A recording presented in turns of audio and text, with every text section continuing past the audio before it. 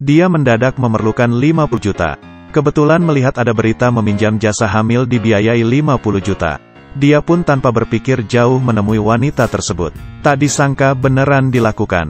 Dia merasa harga dirinya terluka pun berdiri lalu pergi. Wanita itu memberikannya sebuah kartu nama. Kartu nama itu adalah bosnya. Ia mengatakan dia memiliki proyek amal untuk membantu Afrika. Setelah itu selesai dia akan memberikan 50 juta.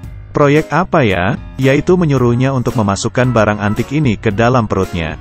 Dan memberikannya kepada Suomali bos mafia. Kenapa harus membawa barang ini kepadanya? Karena dia pernah membeli ginjal. Dan kebetulan perutnya ada tempat. Dulunya demi bermain game. Dia menjual ginjalnya dengan harga 15 juta. Dan menggunakan uang tersebut untuk membeli game.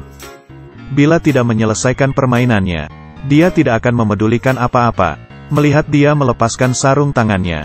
Ternyata demi bermain game, dia dari awal sudah mengganti tangannya menjadi logam. Masih saja tidak lolos. Bagaimana? Dia memutuskan untuk membeli akselerator otak. Dan pihak tersebut menginginkan uang 50 juta. Dia hanya bisa beneran memasukkan barang antik ke dalam tubuhnya.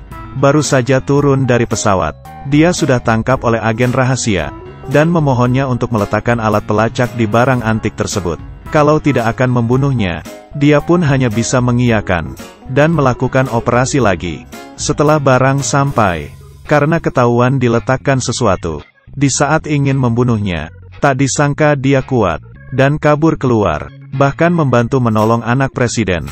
Kemudian mendapatkan uang 50 juta. Ia membeli alat yang dia inginkan. Setelah menggunakan alat itu, dia mulai mendekati keberhasilan. Polisi mendobrak masuk dan menangkapnya. Polisi menyuruhnya untuk mengaku. Alhasil ceritanya yang luar biasa pun mendapatkan tepuk tangan dari polisi. Semua bertanya permainannya itu seberapa penting sih. Dia berkata harus lolos dari game untuk menolong seorang wanita. Setelah itu dia kabur dan melanjutkan permainannya. Polisi sekali lagi datang untuk menangkapnya. Merasa sedikit gugup, menembak pistolnya. Sebuah peluru mengarah kepadanya. Peluru menembus tangannya. Di saat berhasil lolos dalam game, peluru sudah mengenai kepalanya. Kemudian keluar banyak darah. Dia bangun. Ternyata dari awal hingga akhir semuanya adalah mimpi. Di saat membuka pintu, ternyata di luar adalah dunia lain. Dia berhasil. Setelah bersiap-siap, hal yang harus dilakukannya sekarang adalah kembali ke tempat awal cerita. Untuk menolong kekasihnya. Dia menderita suatu penyakit aneh. Melihat sesuatu sangatlah lambat. Terkadang karena penyakitnya, dia merasa dirinya tidak bahagia. Penyakit ini adalah ketinggalan. 1 hari setara dengan setahun.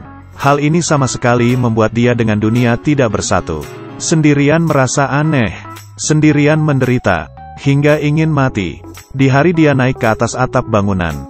Dia bertemu dengan seorang wanita. Dia bernama King King. Wanita ini juga memiliki penyakit yang sama sepertinya. Merasakan hal yang sama. Mereka pun saling jatuh cinta. Keduanya selalu bersama. Dan berjanji. Bila penyakit salah satu dari mereka telah sembuh, mereka harus meninggalkan satu sama lain. Agar tidak menderita. Kisah indah mereka tidak bertahan lama. Ternyata penyakit King King sembuh dengan cepat. Agar bisa terus bisa bersamanya, dia berhenti minum obatnya. Tapi hal ini dengan cepat disadari sang pria. Mereka berantam di atas mobil.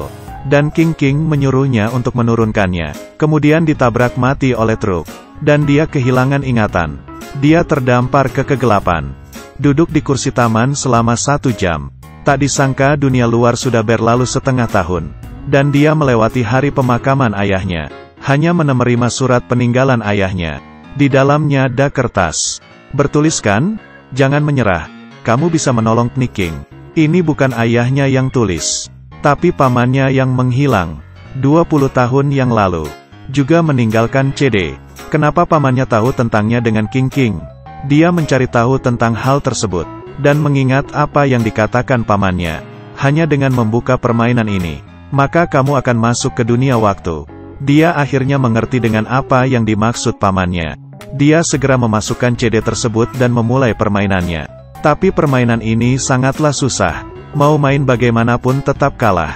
Kemudian dia menjual ginjalnya sebesar 15 juta dan mengundang pemain hebat Jepang. Dengan bantuannya, Dia berlari ke Sumali, dan menolong putri presiden, dan mendapatkan 50 juta. Membeli suatu alat akselerator kepala. Akhirnya dia berhasil. Dengan memenangkan sekali, dia bisa menggunakan sekali, dan datang ke 10.000 tahun yang lalu, memberikan orang tersebut korek api. Kemudian datang ke 100 tahun yang lalu, memberikan rumus kepada Einstein. Dia bertemu dengan Tang Sanzang 1000 tahun yang lalu, juga melihat kota yang menghilang di 1000 tahun ke depan. Tapi dengan begini tetap saja, tidak bisa sampai ke waktu di mana kejadian itu terjadi. Hari ini dia bangun dari tidurnya, membuka pintu dan membuang ludah, dan menyadari dirinya tiba di Normandi, Prancis tahun 1944. Dia pun bengong, dan segera kembali untuk bermain permainan. Sayangnya sebuah peluru meluncur. Dia langsung kabur. Kamarnya meledak, dan dia terbang ke Beijing pada tahun 1958. Saat itu kedua pihak belum berpisah. Hanya bertanya kamu bagian dari mana. Dia tidak ada alat permainan lagi. Tidak bisa mengontrol waktu. Tapi waktu yang sekarang ini lebih baik. Dengan menunggu beberapa tahun, dia akan muncul di waktu kejadian yang diinginkan. Belasan tahun kemudian, ada dua orang yang sedang berkelahi di dalam mobil. Sang perempuan sedang bersiap untuk membuka pintu turun dari mobil. Orang tua itu langsung menahan pintu mobilnya. Dengan begitu, kecelakaan pun tidak terjadi. Dia berhasil menolong kekasihnya, tapi dirinya sudah tidak bisa kembali lagi. Karena cinta dia menetap di dalam kegelapan waktu. Di tempat ini, dia membayangkan kekasihnya di saat pertama kali bertemu. Dan dia tidak bisa kembali ke waktu semula. Sebenarnya, masa remaja yang begitu indah, dan penyesalan yang tidak bisa digantikan. Semuanya sudah berlalu. Lepaskanlah